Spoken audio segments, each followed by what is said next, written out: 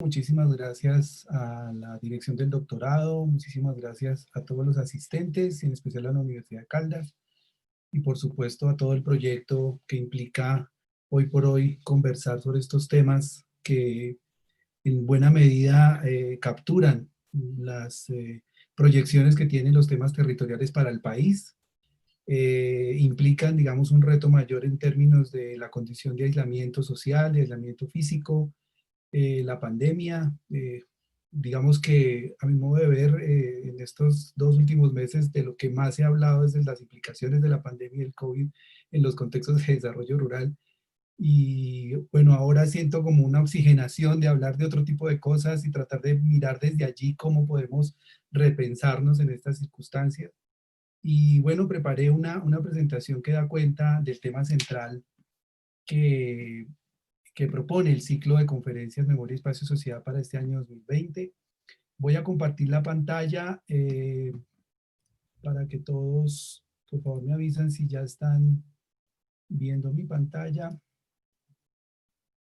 Sí, ya la estamos viendo, doctor Ok, Manuel. muchísimas gracias. Bueno, la idea de este ejercicio, tratando de hacer un complemento y una integración a todo el cuerpo, digamos, de conferencias que tiene proyectado el ciclo de Memoria y Sociedad para este año, pues tiene que ver fundamentalmente con una pregunta de tipo metodológico, y es cómo pensamos, cómo actuamos, cómo practicamos, cómo intervenimos, cómo podemos llegar a incidir en contextos que denominaríamos para esta conferencia umbrales territoriales, aquellos sitios en donde posiblemente termina un espacio rural, posiblemente inicia un espacio urbano, o simplemente, o más bien, retador es pensar que allí se está generando otro tipo de lugar, otro tipo de espacio, lo que yo llamaría una suerte de espacialidad de la memoria, como una nueva forma de entender los vínculos entre el campo y la ciudad.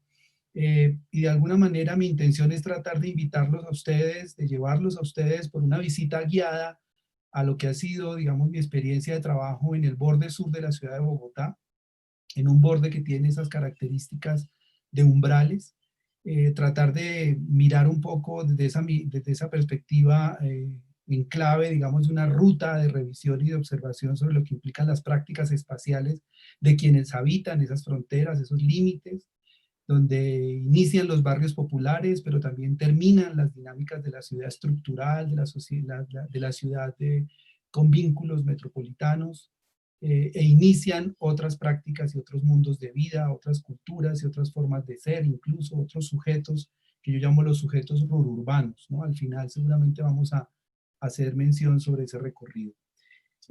Haciendo esa salvedad y teniendo en cuenta estos intereses de reflexión, pues me planteo esta agenda, tratar de empezar un poco mirando en qué consiste esa dicotomía entre lo urbano y lo rural, dónde aparecen aquello que denominamos los umbrales que surten, emergen entre aquello que denominamos rural y aquello que denominamos urbano, cómo transitan esos espacios, esos pobladores, incluso las políticas públicas, incluso las prácticas culturales, incluso las estrategias de inversión de muchos sectores, extractivistas especialmente, y cómo entonces ya a partir de estos dos puntos nos enfrentamos a cómo acercarnos a esa alteridad, a esos otros espacios, a esos otros actores, a esas otras dinámicas que tiene y que se insertan, se ensamblan, se traslapan en lo que denominamos la relación campo-ciudad.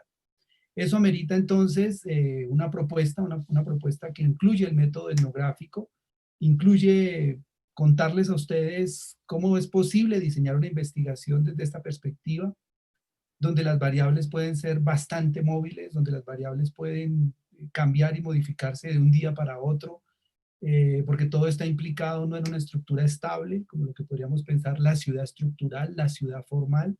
Estas son unidades espaciales en continua transformación. Históricamente han venido configurándose, espacialmente han tenido una forma de organización y una forma de expresión, y por supuesto socialmente están llenas de redes y de interacción entre el mundo de lo público, institucional, formal, y el mundo de las acciones comunitarias, locales, muchas de ellas se surten desde el sentido común, desde la vida cotidiana de quienes habitan estos bordes. Plantearé entonces el diseño de ese tipo de investigación etnográfica desde una perspectiva de cómo responder un poco a cómo estudiar esos ámbitos. Y en el sexto punto, tratar de mostrarles a ustedes los instrumentos y los resultados y proyecciones que puede tener el método etnográfico para la gestión local, para la gestión del ordenamiento territorial y la incidencia en políticas públicas. Y al final, tratar de concluir un poco en lo que ha sido para mí la experiencia etnográfica como un proceso dialógico. Este es un trabajo que lleva desde lo que fue toda mi experiencia en el recorrido del doctorado en estudios territoriales, sumado esos 6 años y sumados más de 10 años de trabajo sobre los vínculos rurales y urbanos en zonas marginales de las ciudades, específicamente Bogotá, pues me llevó un poco a tomar una reflexión esta presentación en torno a esta experiencia. Arranquemos diciendo entonces que la dicotomía entre lo urbano y lo rural obedece a un profundo y fuerte contexto de transformación global que se está dando desde la década de los años 80, producto de un avance sin medida, podríamos decir, sin control, de una suerte de construcción de una segunda naturaleza sobre la naturaleza, digamos, básica que ha tenido nuestro planeta. El mundo tenía hacia la década de los 80 un 60% de sus áreas y de sus vínculos eran eminentemente ligados a actividades agrícolas, a sus estructuras ecológicas, a sus áreas de conservación y fundamentalmente las áreas de preservación de recursos naturales. En la medida que eso ha venido desarrollándose, se han venido generando grandes contextos de aglomeraciones urbanas, megaciudades, grandes ciudades, ciudades intermedias, como pueden ver allí en la presentación. El 60% del planeta era entonces y tenía esas características básicas de áreas dispersas, áreas de ruralidades y poblaciones dispersas, pero todas ellas vinculadas en actividades de producción agropecuaria, por supuesto, y aisladas también de los contextos y perímetros urbanos. En la medida que va avanzando el crecimiento poblacional, años 90, años 2000, 2010, hoy por hoy, las proyecciones a 2030, el fenómeno, la evolución nos muestra una inversión, un giro total hacia la urbanización del planeta, concentrándose fundamentalmente en las megaciudades. Y esto va muy de la mano en lo que viene ocurriendo hoy con el tema de la pandemia, aprovecho para decirlo.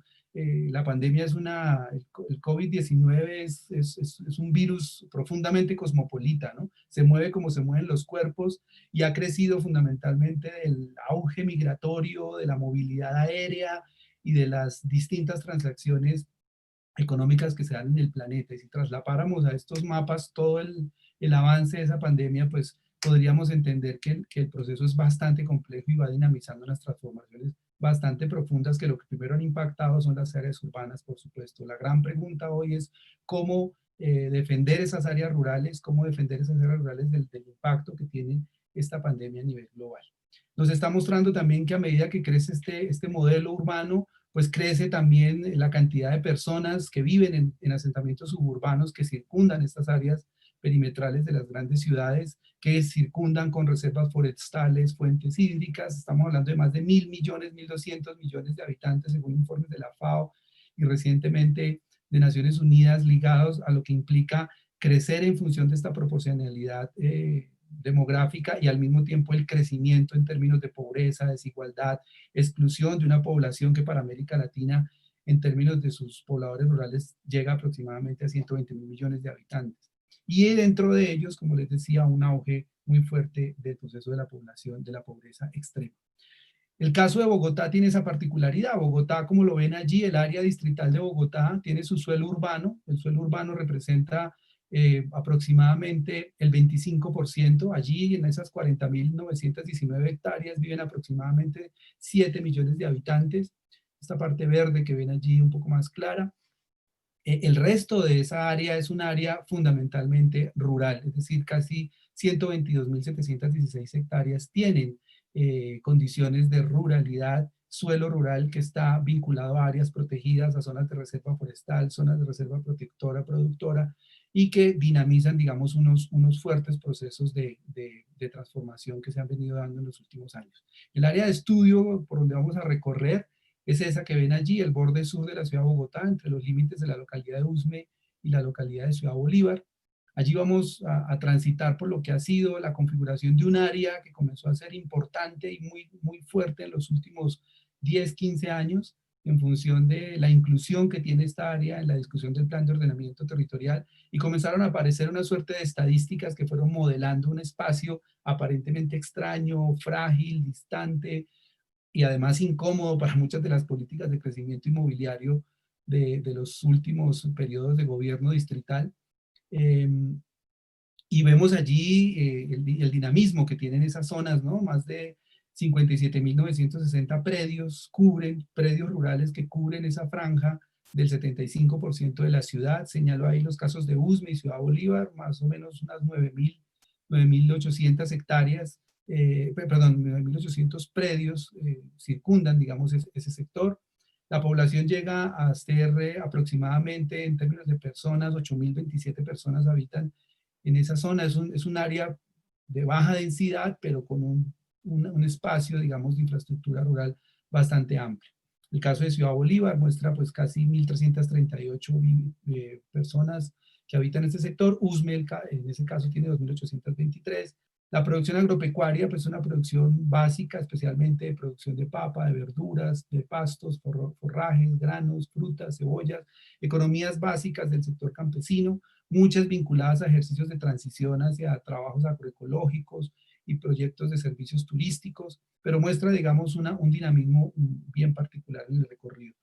El efecto que tiene esto en términos de la transformación, haciendo un ejercicio muy rápido en Google Earth, mirando el año 2000, lo que era ese borde de la ciudad de Bogotá, este es el caso de Ciudad Bolívar, eh, esas marcas que ven allí en círculos rojos muestran las áreas justamente que han comenzado a ser transformadas producto del avance de la ciudad. En este caso lo podemos ver en la localidad de Usme, esto es año 2009. Allí pueden ver rápidamente las grandes transformaciones, ¿no? No necesito dar mayores explicaciones. La gráfica está mostrando grandes procesos de infraestructura vial, sectores populares que van creciendo, procesos informales y algunas dinámicas, digamos, de contención que tienen estas zonas rurales. Y quisiera arrancar en términos de los testimonios locales que comienzan a surtir de esta área con este testimonio.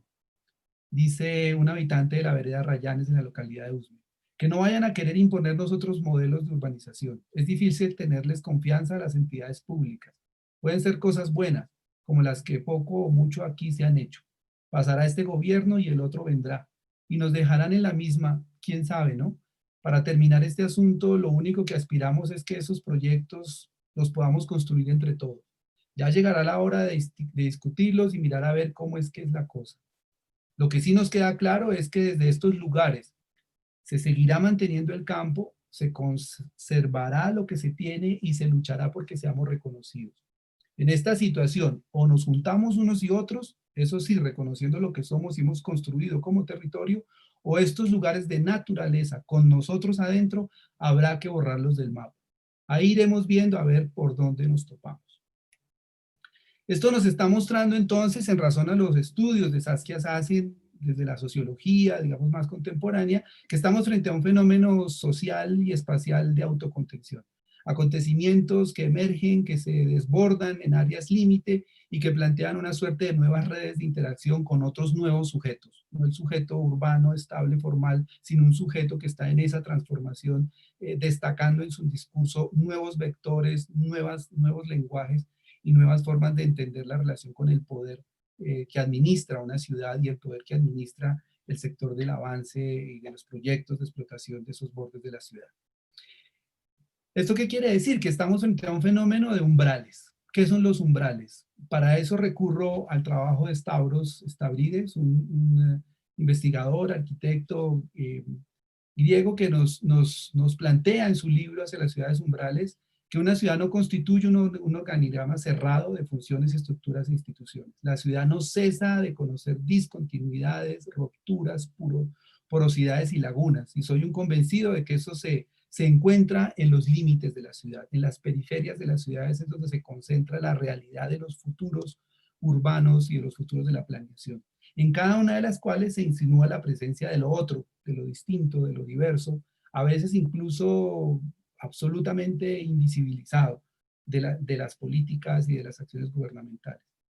La ciudad está cargada de súbitas desjerarquías territoriales que se contrarrestan al despotismo de los proyectos políticos y urbanos, es decir, se desconocen esos sectores. Alguien mencionaba en algunas de las entrevistas que hacía que 5 ruanas no hacían al campesinado, aludiendo a las ruanas de los habitantes de estos sectores en algún momento de una marcha del sector campesino que se dio en la zona, mencionaba estas palabras, ¿no? 5 ruanas no hacen un campesinado. Vamos a ver ahora más adelante cómo ese proyecto es totalmente distinto. La ciudad entonces estaría compuesta por espacialidades, lugares urbano-rurales que parecen como no estructurados, ni tampoco que estuvieran en proceso de estructuración. Lo que dice Stavros es que estamos frente a un continuo, son lugares que están en un continuo proceso de estructuración. Acontecimientos emergentes, anuncios de nuevas formas de vida y convivencia, gentes del umbral, dice Stavros, y gentes que no son ni lo uno ni lo otro, sino todo lo demás, todo aquello que es diferente a lo que nosotros estamos acostumbrados en las ciudades, en el marco, digamos, de la formalidad.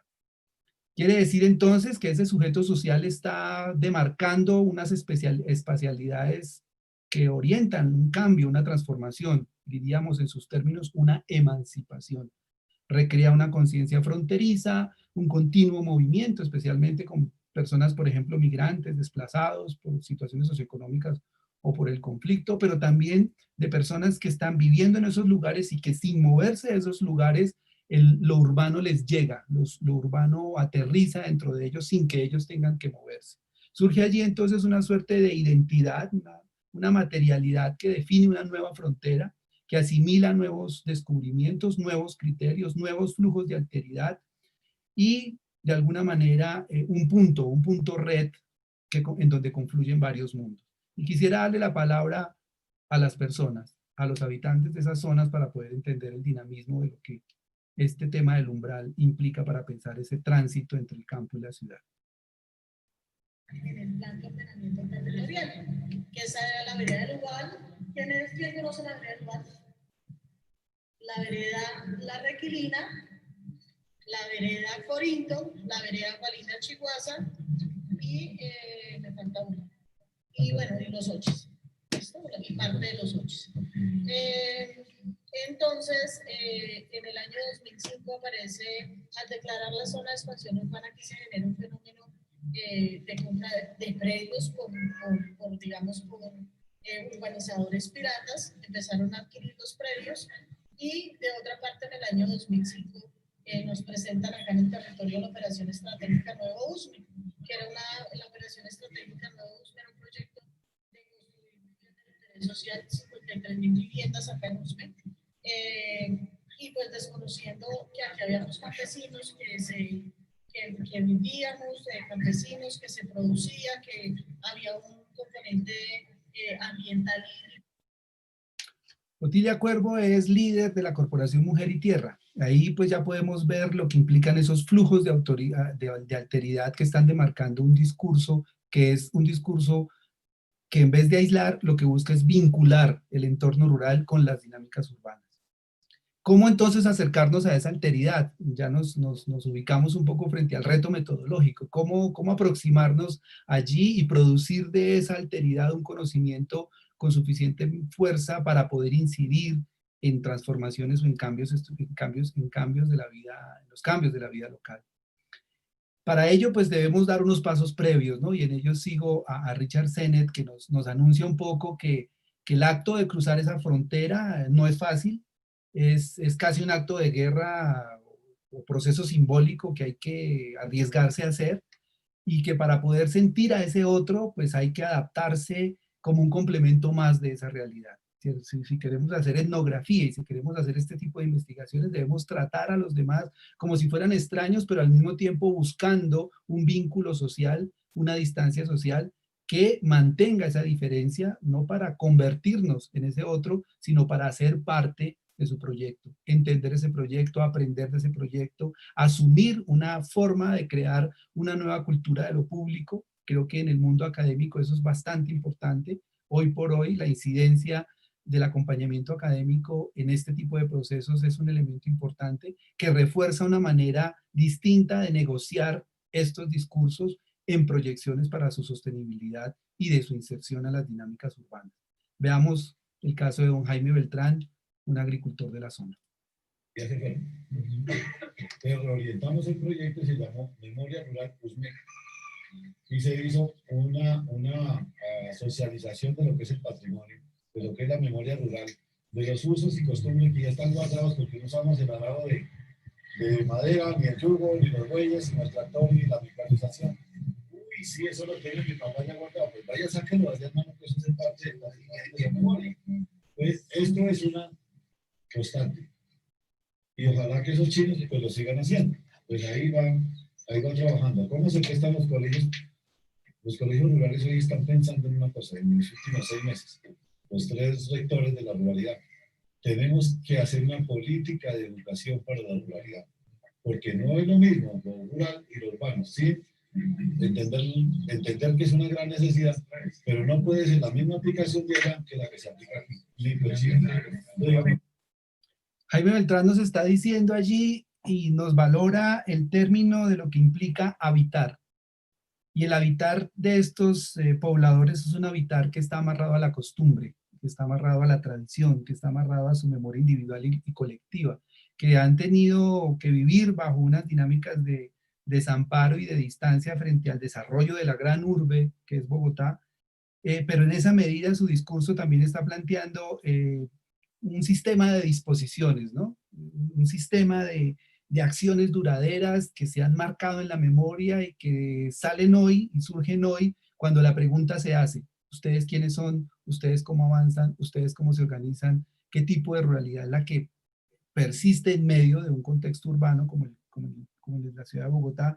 Y nos da la posibilidad de entender esos ritmos de vida, nos da la posibilidad de entender cómo hay una huella de una memoria que puede ser un tanto traumática de haber vivido y persistir en estas zonas, no obstante la presión del desarrollo inmobiliario y de las dinámicas de explotación que se producen en esta zona, pero que al mismo tiempo nos está demostrando un repertorio de estrategias, ¿no? La diferencia entre lo urbano y lo rural, la educación debe ser distinta, la memoria y el patrimonio de nuestras prácticas agrícolas pueden tener cierta condición de acción y de intervención que debe ser reivindicada y debe ser puesta en el discurso ciudadano general.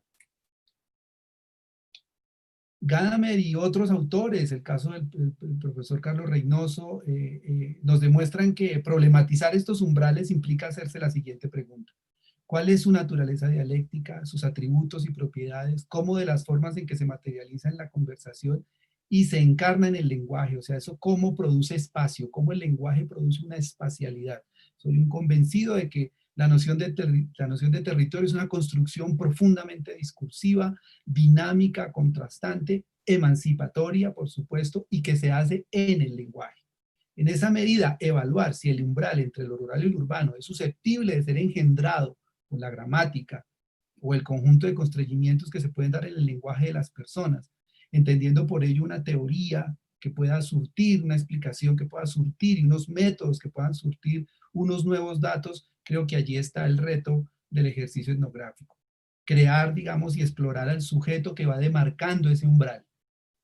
Una suerte de retículas, de nuevas formas, ya no de jerarquía o de verticalidad, sino de horizontalidad, para preguntar en el mismo nivel cómo es posible habitar una periferia, cómo es posible habitar en el vínculo entre lo urbano y lo rural.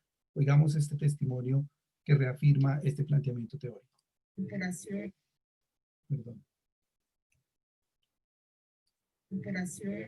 es Mujer y Tierra, en defensa del territorio, porque como ya estaban allí, por ejemplo, esa avenida, ya venían aquí y nos tocó hacer un paro para ver de que nos siguieran esa expansión.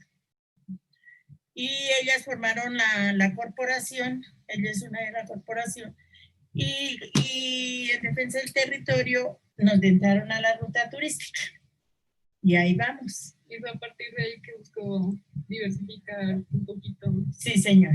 Paró un poquito. ¿Cuánto lleva, doña Cam? Nací de criada En la casa de su abuelita, de su papá. de mi papi.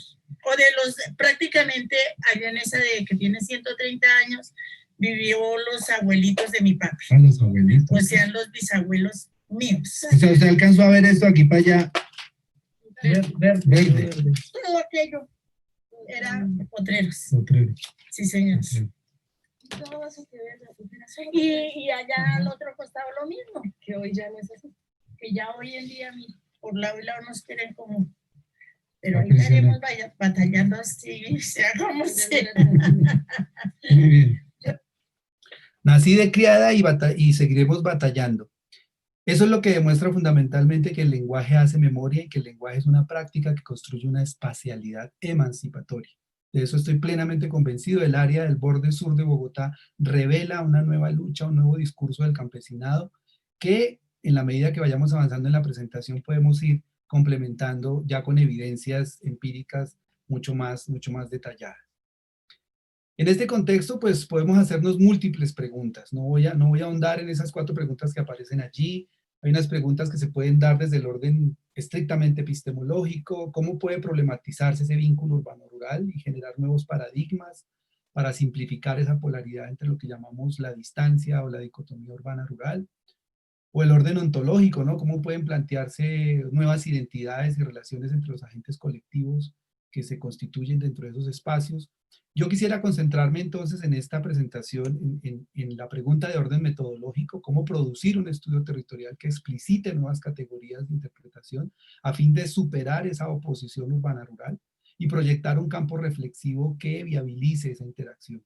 Y concentrarme también en la pregunta de orden axiológico, cómo proyectar desde un ejercicio de trabajo etnográfico sin detrimento de romper la sostenibilidad de esos contextos sociales y naturales y proyectar un modelo territorial urbano, periférico, que se integre al desarrollo de la ciudad, que tenga implicaciones en el marco de las políticas. Ese fue siempre y ha sido siempre una obsesión mía, el tratar de producir ese conocimiento con la gente, construir esas hipótesis con las comunidades y luego ayudar desde mi experiencia investigativa y académica a la traducción de esas proyecciones y poder ser un referente que plantee en el ejercicio de la acción pública y recuperar ese ámbito de la gestión pública en función de formas nuevas de ordenar estos territorios que tienen, como vamos a ver un poco más adelante, una fortaleza y un capital social y cultural poderosísimo.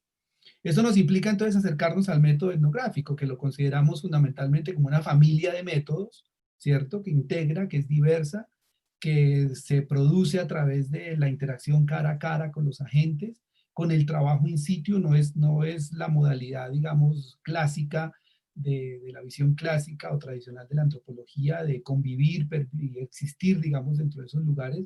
Este ejercicio fue más un ejercicio de entrar y salir, de proyectar la reflexión de la gente y luego volver a ellos con la reflexión que uno como investigador ha hecho en un ida y vuelta, en una dialéctica, digamos, hacia las teorías y luego volver a traducirlas con ellos, que irreductiblemente nos lleva a experimentar lo que es la relación entre los seres humanos, ¿no? Es revivir, digamos, esas relaciones de confianza, de acuerdo, de sintonía con esos lugares que están en permanente tensión, ¿no? Estos son lugares pequeños que implican temas gigantescos, ¿no?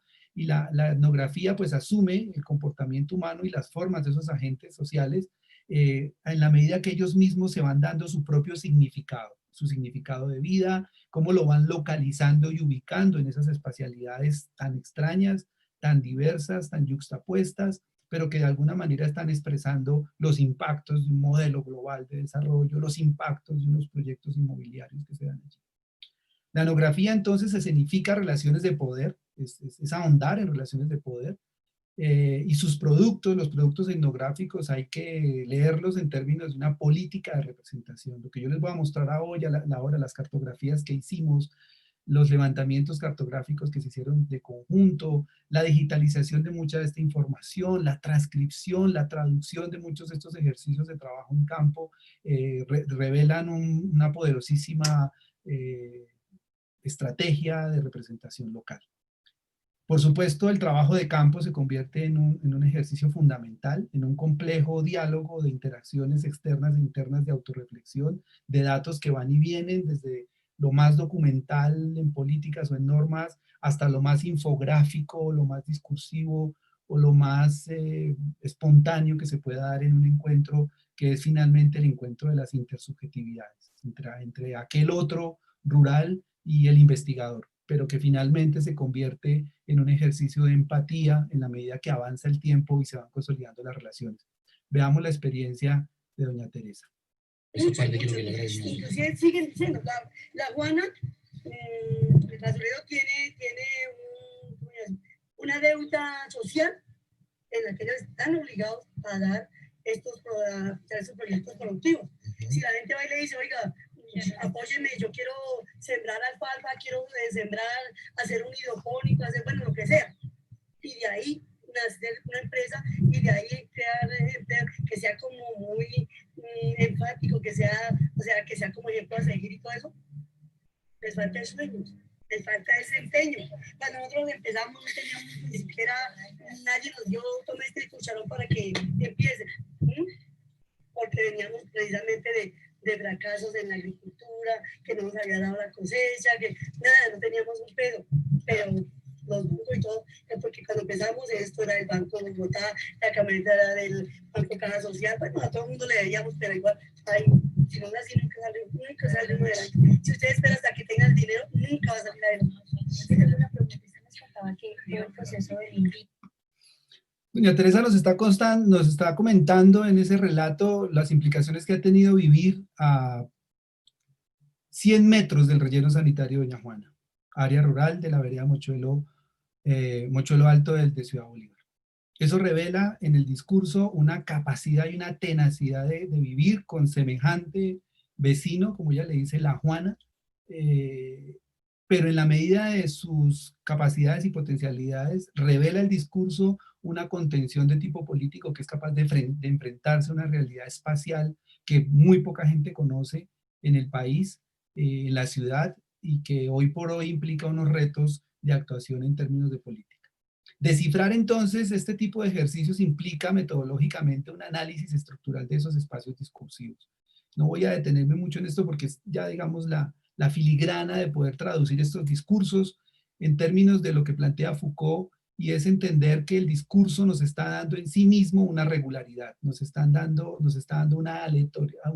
una condición aleatoria de acontecimientos. Ellos en su discurso van y vienen, recurren a la historia, a su presente, a su relación familiar, pero al mismo tiempo a las decisiones de política.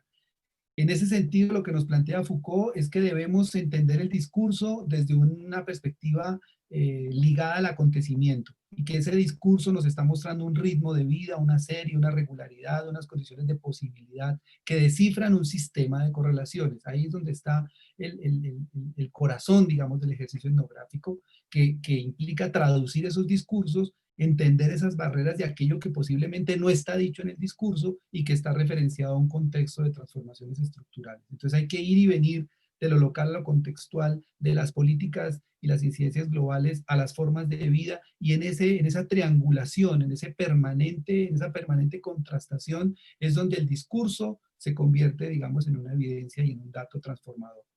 Buena parte del desarrollo de estos análisis pueden consultar a Ronald Barthes, que trabaja, digamos, ya lo que son los códigos y los signos distintivos. No voy a entrar en los detalles de esto, pero creo que es una buena referencia que la tengan quienes están escuchando esta conferencia, y ahondar, digamos, en las posibilidades que tiene el análisis de estos tipos de discursos, su interpretación, llegar incluso a la triangulación de contextos hacia la intertextualidad que tienen estos símbolos discursivos, y ligar, digamos, una suerte de ejercicios de sintaxis, de lenguajes y de formas de expresión que tienen estos actores locales, y que lo podemos aplicar en distintos contextos sociales y culturales.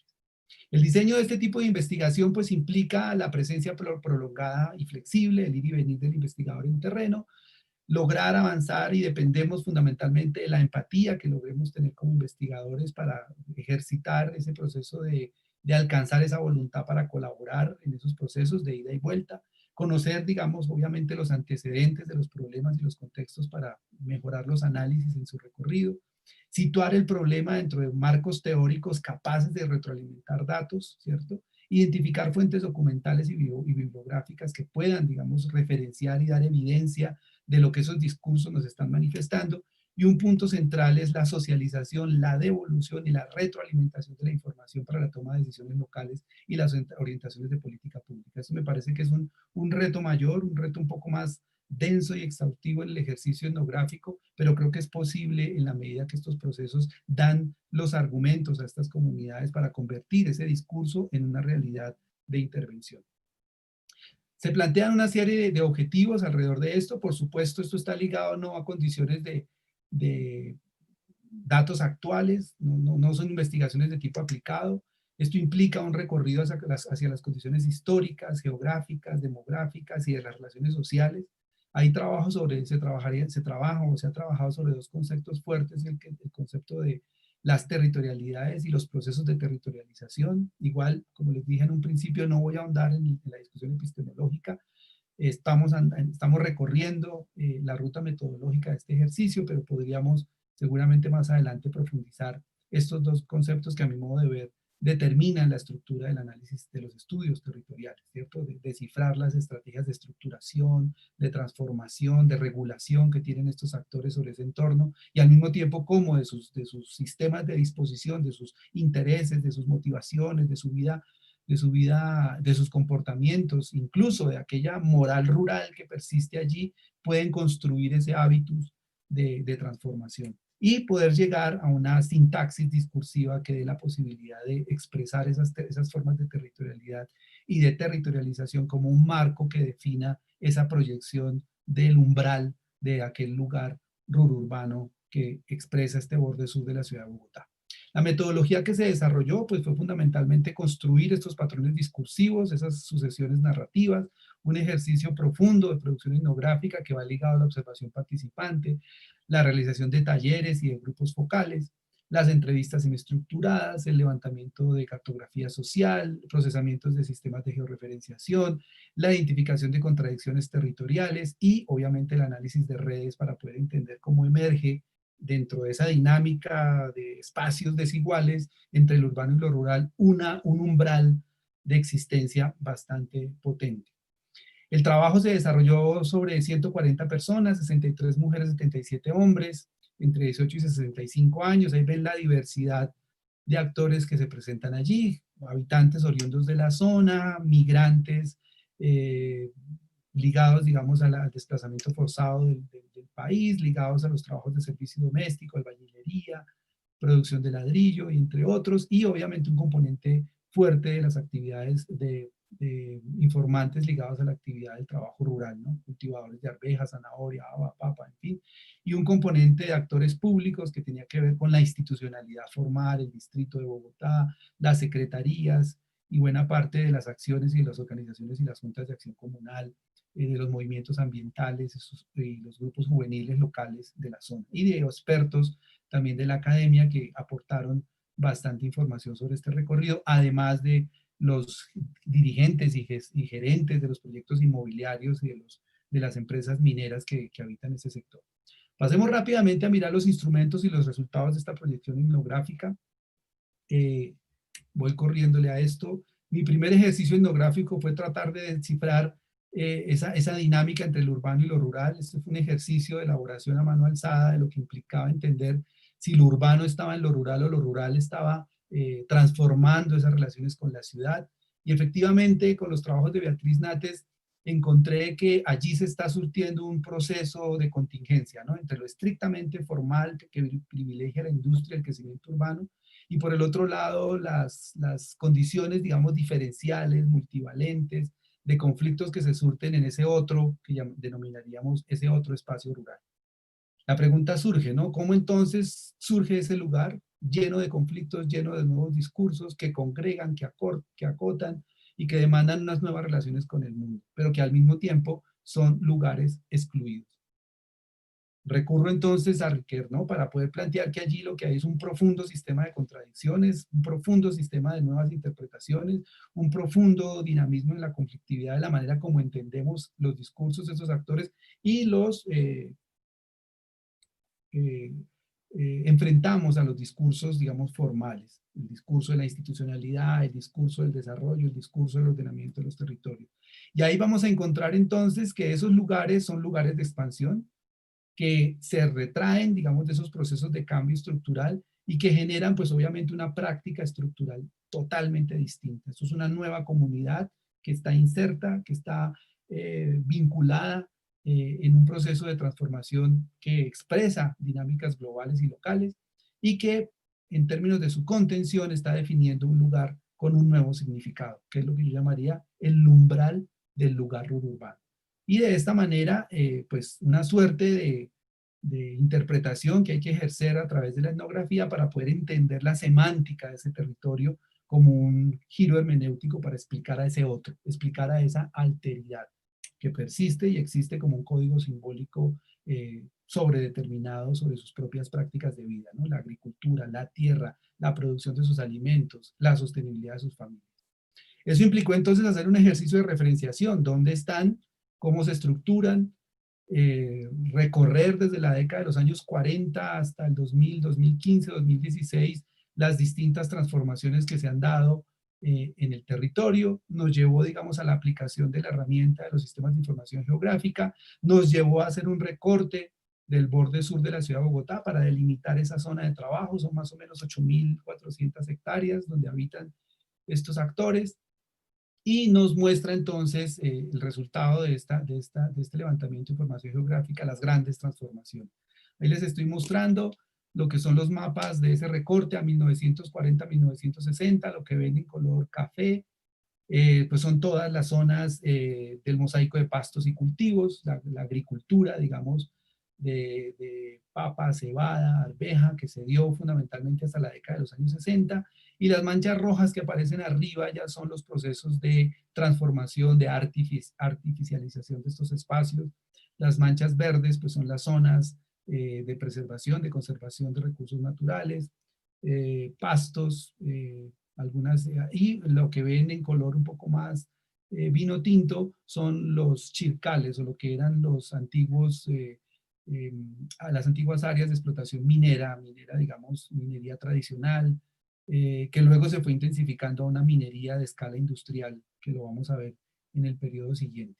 Este es un proceso que avanza hacia la década de los años 70, año 94, ya aparece aquí en color amarillo la Juana, que la habíamos mencionado por alguno de los relatos de hace un rato, el relleno sanitario, Doña Juana, y ya la expansión y contención de todo el proceso de explotación minera que ven acá en este color vino tinto, y obviamente la mancha roja que ya va mostrando todo el proceso de artificialización, aquella segunda naturaleza que comienza a acaparar espacio en el entorno rural. Y al año 2014 pues ya vemos, digamos, una notoria fractura de ese proceso de inserción que transforma, digamos, estos lugares, estos espacios, y que persisten aún hoy, persisten esas áreas rurales en la ciudad de Bogotá.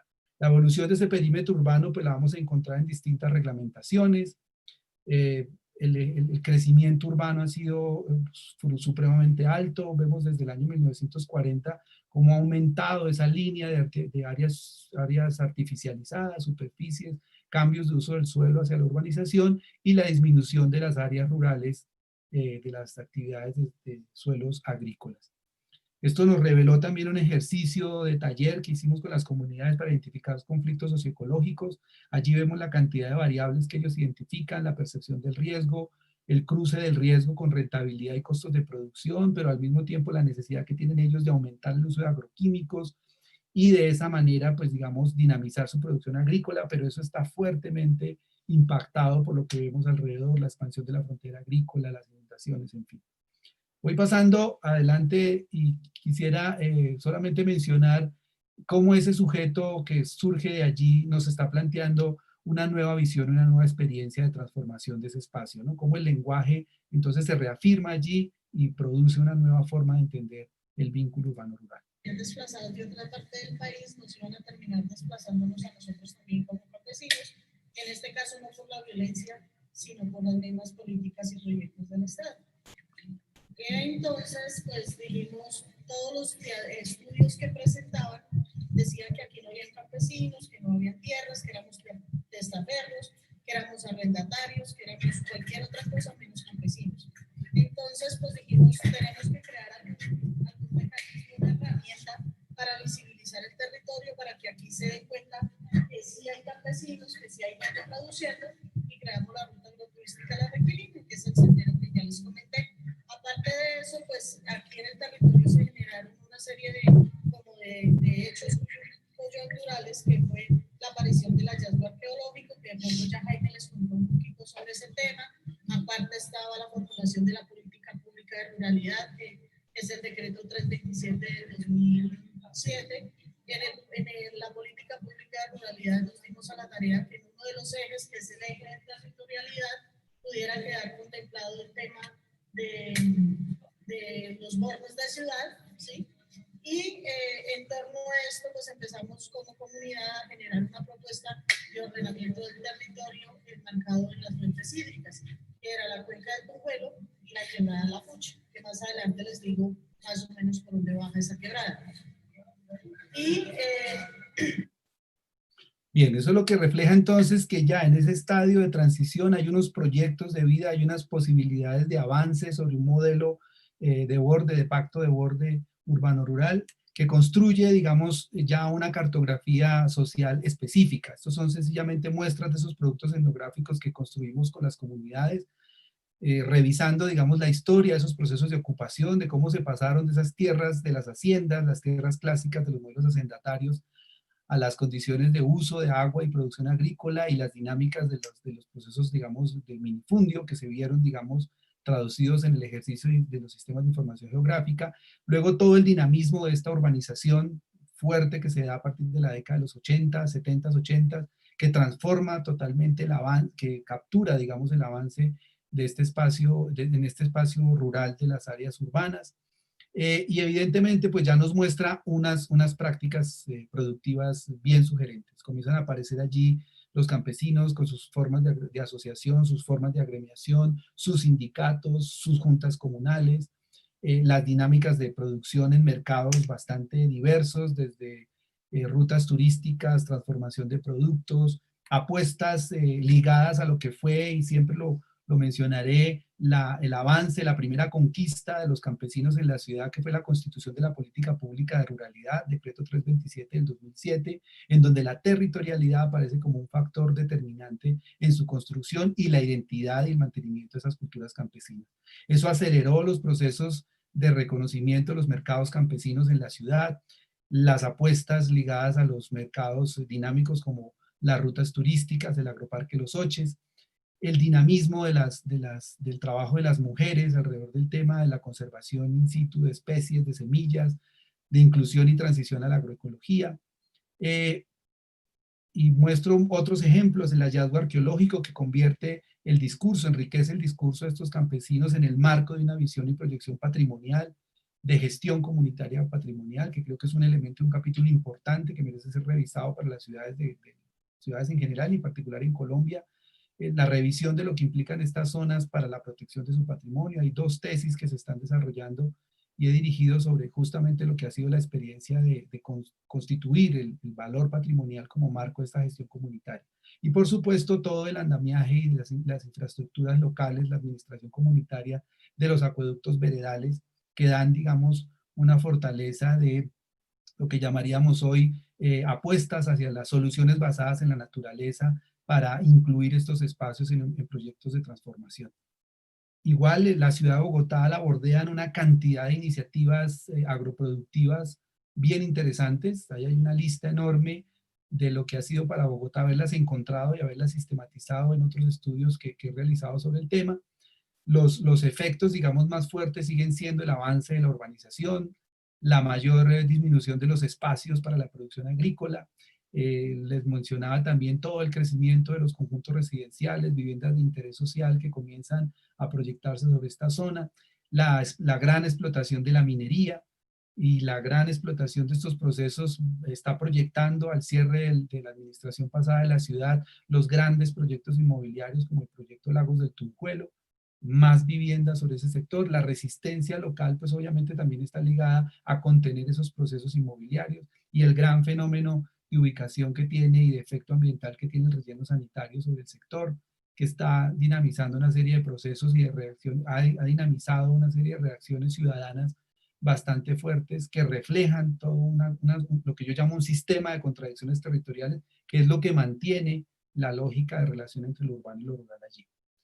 Todo el movimiento, digamos, de organización política que se da a través del proceso de Asamblea Sur demuestra ya la construcción de un discurso bajo una apuesta popular y una apuesta, digamos, de discusión política que tienen los sujetos, estos actores de la ruralidad, vinculados también a iniciativas de organizaciones populares de barrios, especialmente en Ciudad Bolívar y Usme, que están consolidando una presión muy grande para evitar la expansión del relleno y evitar la expansión inmobiliaria y contener el proceso de expansión minera, ¿no? Esto también dinamiza una serie de redes sociales sin precedentes, un dinamismo de gestión y autogestión que tienen estas organizaciones y estos liderazgos, en donde se han promovido una suerte de vínculos y relaciones con distintas instituciones de orden local, internacional, público y privado, y ensambla una suerte de nuevas redes sociales, ¿no? Ahí sencillamente estoy ilustrando unos mapas, unas redes que hemos encontrado dinamizadas por estos actores y estas organizaciones que se han vinculado a organismos internacionales, a otras formas, digamos, de organización de gobierno. Y esto, pues obviamente, como estamos hablando del método etnográfico, y es un método etnográfico integrado, pues el uso del análisis de las redes sociales se vuelve una herramienta poderosísima para medir la densidad de estas relaciones, para medir la transitividad que tienen estos actores, para medir, digamos, el grueso del número de vínculos que tienen y la potencia que tienen estos relacionamientos entre actores que definen una característica de lo que yo llamaría una nueva institucionalidad que surge de ese borde de la ciudad con capacidad de relacionamiento interinstitucional. Vamos a terminar entonces con la pregunta de orden axiológico, ¿no? Y es un poco cómo toda esta información puede proyectarse hacia un modelo territorial urbano periférico que se integra al desarrollo de la ciudad. La gran sorpresa de esto es haber encontrado a inicios del año 2000, del año 2017, 18 más o menos, un periodo muy fuerte de contradicción entre lo que fue el planteamiento de muchos encuentros, cumbres mundiales sobre el tema del crecimiento urbano, mientras en Bogotá, el alcalde de Bogotá planteaba, lo que le pueden leer allí, en ese encuentro él decía, la tierra debe estar al servicio de la urbanización, recalcaba él en ese momento. Otros estudios planteaban que las autoridades tienen menos planificación urbana que hace 100 años, y las demandas globales estaban diciendo que debíamos llamar la atención en la necesidad de cambiar el paradigma urbanizador que exige una revisión total del modelo. O sea, vemos tres discursos totalmente, digamos, contradictorios, que en la práctica lo que están mostrando es que para la zona específicamente del borde sur de Bogotá, el gran proyecto es un proyecto de cierre de la frontera urbana-rural a través de estructuras y de infraestructuras urbanas, proyectos inmobiliarios como el proyecto de Tres Quebradas, que es un proyecto enorme que se pretende construir allí. Este es el gran dilema y el gran conflicto que existe hoy en la zona. Y producto de estos fenómenos de crecimiento y producto de todas las luchas rurales y el campesinado en este avance, digamos, de lo que llaman algunos, como la ciudad se va tragando el campo, los campesinos han respondido con una suerte de apuestas interesantes. Entonces, todo el modelo que teníamos de reflexión etnográfica, de trabajo con estas comunidades, se fue construyendo, se fue definiendo, se fue acompañando también en la medida que fuimos logrando esa sintaxis de lo que ellos proponían y logramos definir esto que yo llamo un modelo alternativo de ordenamiento de esos micro lugares rururbanos.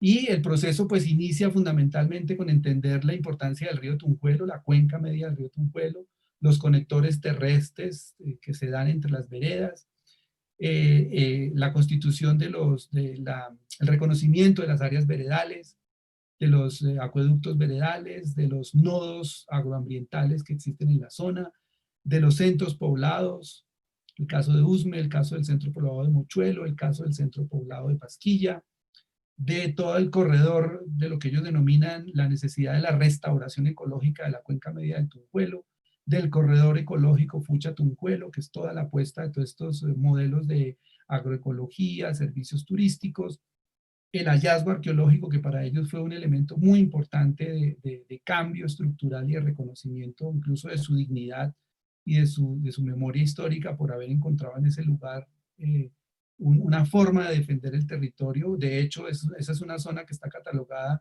y reglamentada como área arqueológica del distrito y área de protección arqueológica.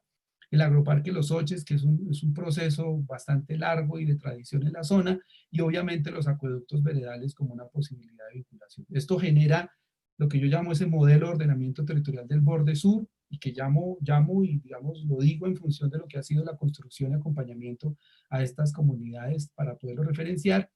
Siempre coloco esta foto porque el modelo ha tenido tanta incidencia que incluso la persona que ven allí es David Harvey, el gran geógrafo crítico hoy globalmente consultado, visitó la zona. Ahí está con don Belisario Villalba, el líder del Parque Los Oches, lo cual revela cómo ese lugar se hace global cada vez más en el sentido de encontrarle un proyecto, en el sentido de haber encontrado en ese lugar un proyecto mucho más dinámico. Y todo esto pues obviamente se ampara en las políticas globales de establecimiento de las redes de ciudades. La nueva agenda urbana está proyectando el fomento de esas interacciones de conectividad urbano-rural, y la gran apuesta de este ejercicio fue el haber colocado la propuesta de estas comunidades campesinas, ese modelo que les acabé de mostrar, y toda la estructura, digamos, de resultados etnográficos, en lo que ha sido las observaciones al proyecto de acuerdo del Plan de Ordenamiento Territorial de Bogotá. Creo yo que eso es, lo digo, digamos, francamente, logramos vincular el tema de ruralidad y el tema de medio ambiente y sostenibilidad a las decisiones, a la construcción del proyecto del Plan de Ordenamiento Territorial de Bogotá. Eso definió de alguna manera la constitución de nuevos mapas para la ciudad, que comenzaron a reconocer las áreas rurales, las zonas veredales como procesos de ocupación, y un proceso que se dio, ya estoy por terminar, un proceso que se dio hace una semana, la aprobación del nuevo Plan de Desarrollo de Bogotá, año 2020-2024, en donde incluye 4 o 5 cosas muy importantes. La primera de ellas, que se definirá un plan de desarrollo con enfoque territorial rural para la zona del Sumapaz y todo el área que bordea Ciudad Bolívar y Usme. Y un PEDET urbano, que eso va a ser una innovación total, en el suroccidente, en los límites con el municipio de Soacha. La intervención de las localidades rurales en el marco de la política pública de ruralidad para la protección de las fuentes hídricas y la implementación de programas de producción, el fomento a las prácticas de agricultura urbana y periurbana, los canales de producción, la asociatividad y la restauración ambiental. Creo que les voy a quedar debiendo el tema de la experiencia etnográfica del proceso de diálogo que se dio allí. Quisiera solamente terminar con una, digamos, esto lo que cuenta, lo que pretendía contar aquí, cuál había sido mi experiencia en este ejercicio de trabajo con las comunidades, lo que implicaba ese proceso de diálogo y de estructuración a estos nuevos espacios, para mí en ese momento absolutamente extraños, hoy absolutamente incorporados a mi discurso, a mi actividad laboral, a mi actividad académica e investigativa. Y pues todo este aprendizaje ha definido, digamos, lo que yo llamo una estructura microsocial reflexiva, a la cual entro y salgo permanentemente, aprendo de allí, genero esa confianza con las comunidades y vamos ampliando lo que ellos llaman una valoración ética de cómo puede pensarse una investigación aplicada y cómo se pueden generar nuevos flujos de aprendizaje y nuevas transiciones hacia ello. Concluyo con esto.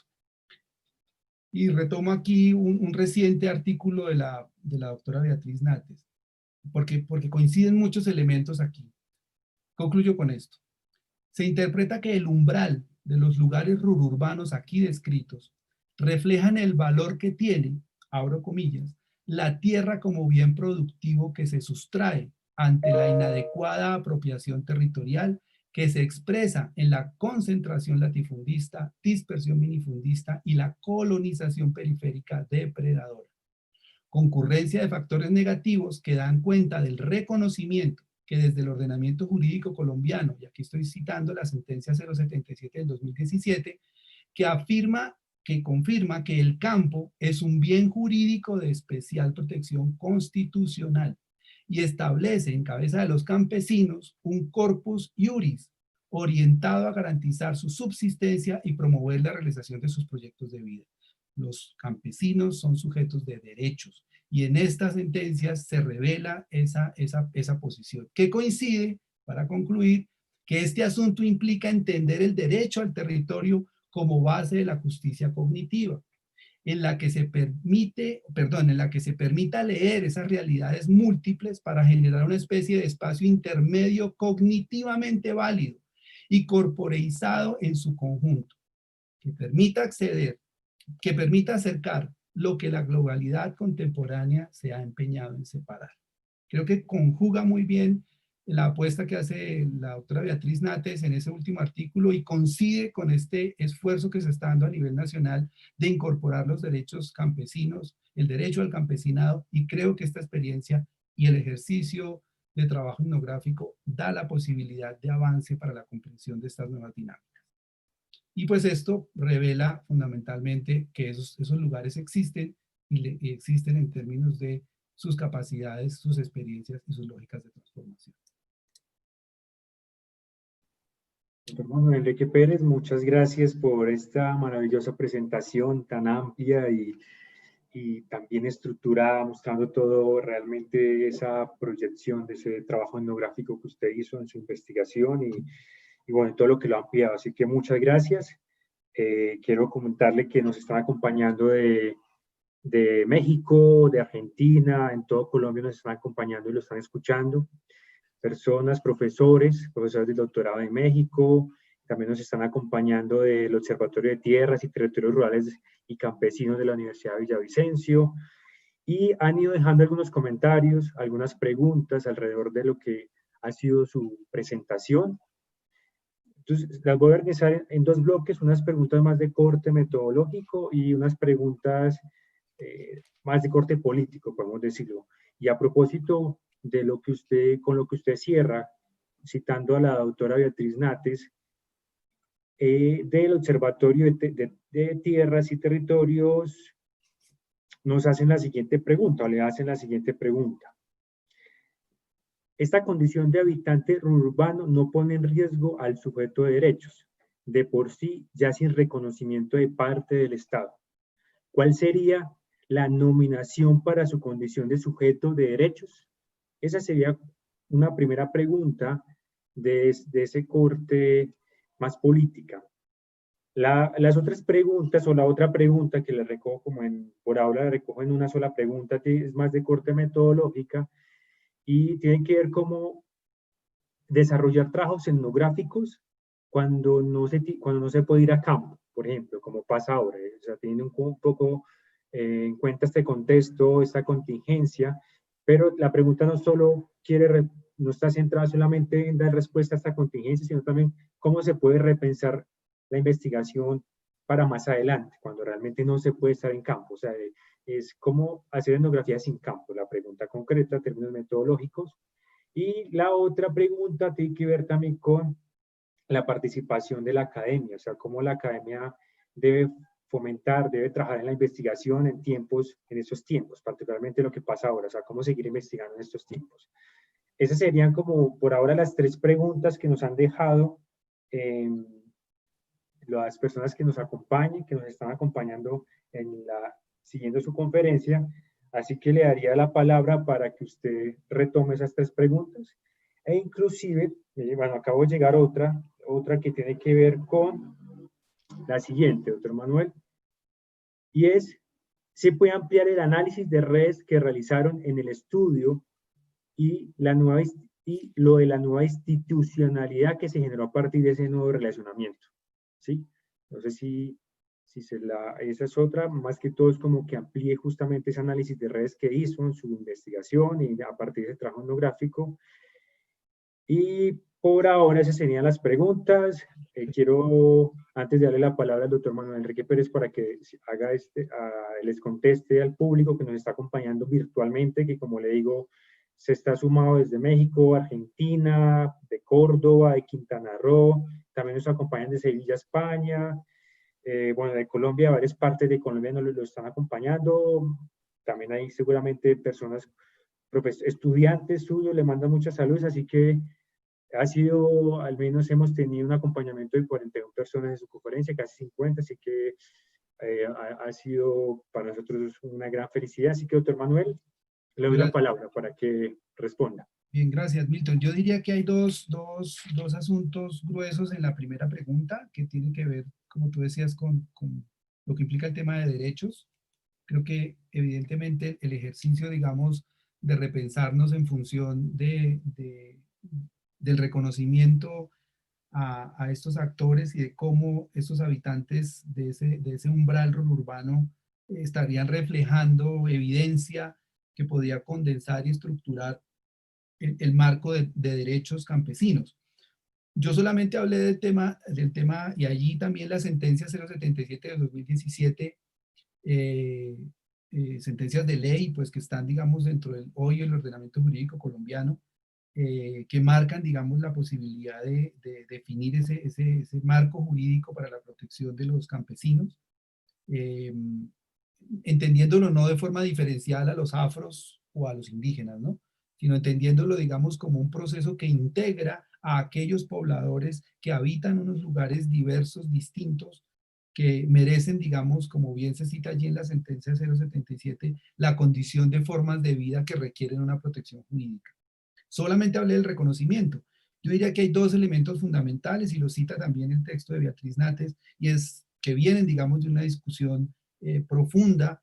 Ahí recomendamos mucho el trabajo de Nancy Fraser sobre el tema de las escalas de la justicia, y es dos componentes que hace falta allí. Y uno es el de la redistribución, que tiene que ver con asuntos de acceso a tierra, tenencia, protección jurídica y producción, facilidad y acceso a mercados, redistribución. Y la otra es la representación, o sea, la posibilidad de que esos ejercicios de trabajo en medios rurales sean reconocidos dentro de marcos de representación política.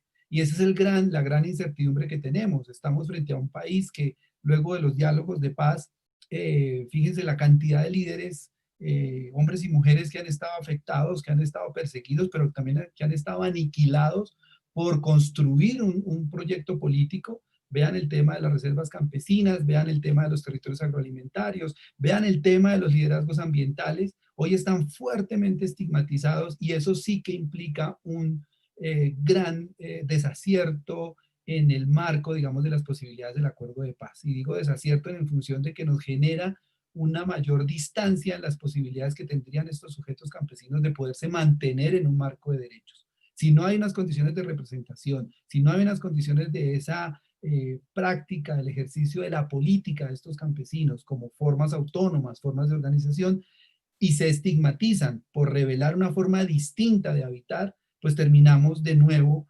retrocediendo 40 o 50 años atrás en nuestra historia y reviviendo, digamos, un dinamismo de mayor exclusión. Y por supuesto el tema de la redistribución. Si hay esas condiciones de acceso a tierra, pueden definirse, digamos, acciones de intervención y desarrollo.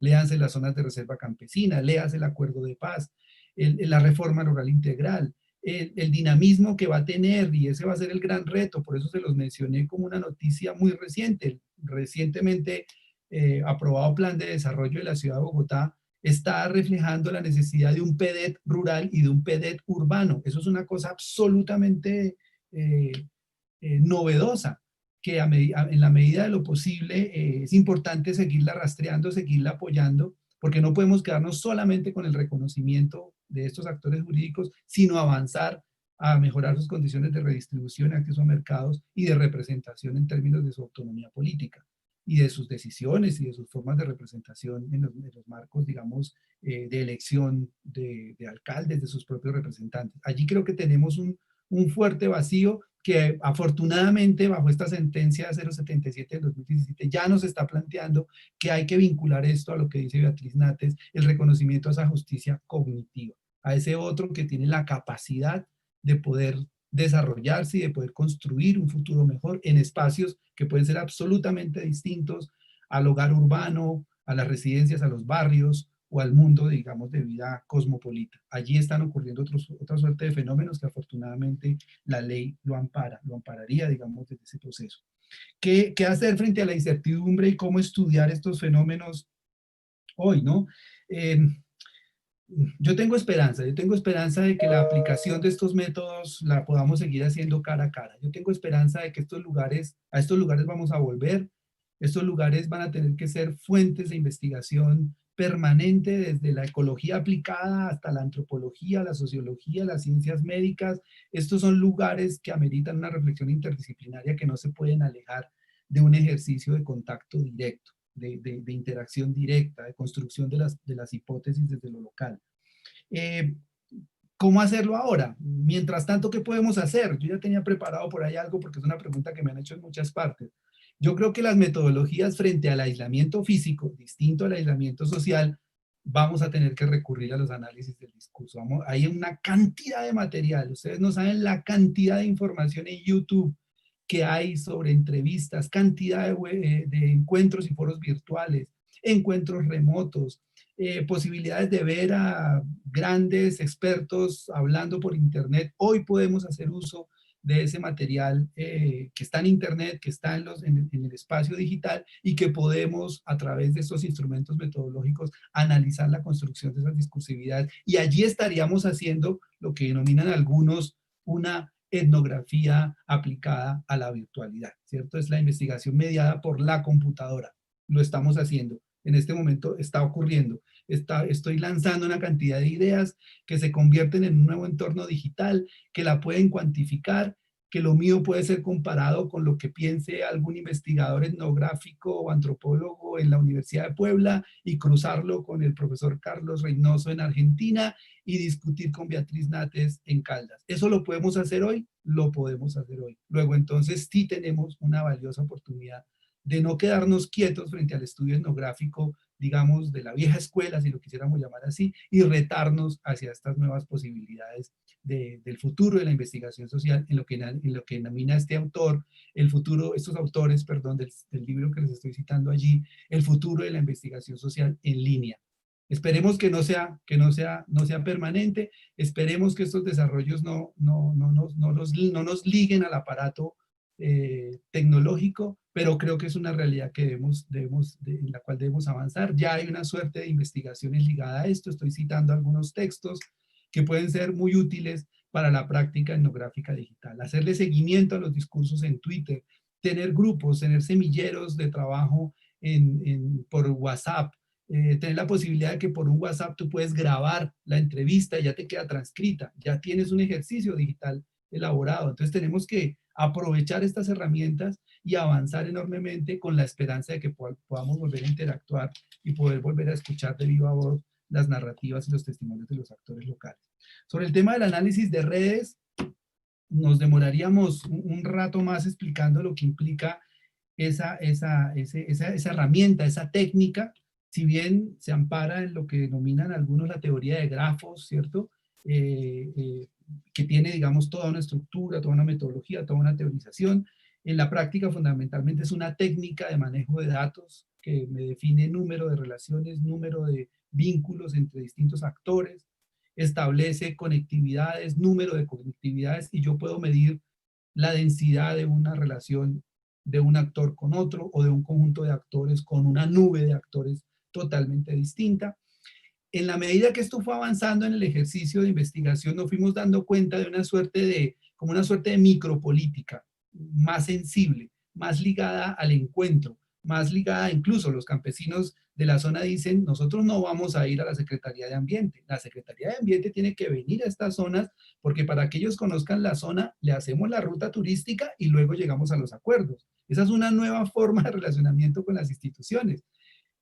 Y ha llegado, digamos, a un ejercicio muy interesante que se está dando incluso en redes sociales. Si ustedes entran a la Secretaría de Planeación de Bogotá, van a encontrar una suerte de encuentros, los famosos webinars, donde aparece una funcionaria de la Secretaría de Planeación hablando sobre los proyectos de ordenamiento territorial de la cuenca del río Tunjuelo en su área urbana o en su área rural. Y se están haciendo ejercicios participativos con líderes, especialmente jóvenes que se están moviendo mucho por las redes sociales, que están colocando a través de las redes sociales las propuestas de acción. Esto es una nueva forma de gobernar digitalmente y tomar decisiones de planeación digitalmente, o en forma remota si se quiere, pero eso se está dando. Y les estoy hablando de cosas que han ocurrido en los últimos 2 o 3 meses, producto de la pandemia. Ha obligado a que la gente no vaya a campo y se desarrolle un nuevo vínculo de acción. Y eso genera una nueva institucionalidad. Una cosa maravillosa que encontramos del ejercicio, incluso porque los campesinos en todas las reacciones y marchas que hubo y que han habido en la zona, planteaban la necesidad de crear una nueva localidad en la ciudad de Bogotá. La ciudad de Bogotá tiene 20 localidades. De las 20 localidades hay 8 localidades, como les mostré en el mapa, que tienen vínculos rurales. La localidad del Sumapaz es totalmente rural y ellos pedían la creación de la localidad número 21, que es esa localidad de la franja que les mostré, la franja de la cuenca media del Tunjuelo, Ciudad Bolívar y Usme, para crear una suerte de administración local propia para la ruralidad, amparada en la política pública de ruralidad. Eso obligó al distrito a crear una cosa maravillosa. Espero que muchas ciudades que me están oyendo o muchas personas que están en ciudades estudien y revisen si eso existe o no y poder proyectar un ejercicio de reflexión sobre esto. Se creó la unidad de planificación para el desarrollo rural distrital. Una unidad que es una suerte como de gerencia que recibe dineros del distrito y apalanca proyectos de las comunidades específicamente para las zonas rurales. Esa es una unidad bastante sugerente, bastante novedosa para la planificación, donde hay agrónomos, geógrafos, antropólogos, sociólogos, historiadores, economistas y administradores que acompañan en la gestión de la planificación las dinámicas productivas de estas zonas rurales. De hecho, tienen un gran sistema de información que se está construyendo para el manejo digital de información como precios de producción de alimentos, mercados, lo que ellos llaman las agroredes y las nutriredes, para generar mecanismos de vinculación con mercados de proximidad, ¿no? No tener que ir hasta la plaza de mercado de Corabastos en la ciudad de Bogotá, que curiosamente hoy está cerrada porque está vinculada en una de las zonas naranja que tiene la ciudad de Bogotá de mayor amenaza por el coronavirus. No tienen que desplazarse hasta allá a llevar sus alimentos, sino que los pueden contener en su área y abastecer a las tiendas de los barrios de la periferia y dinamizar circuitos cortos de producción de alimentos. Eso se está haciendo en una práctica muy interesante de trabajo tecnológico.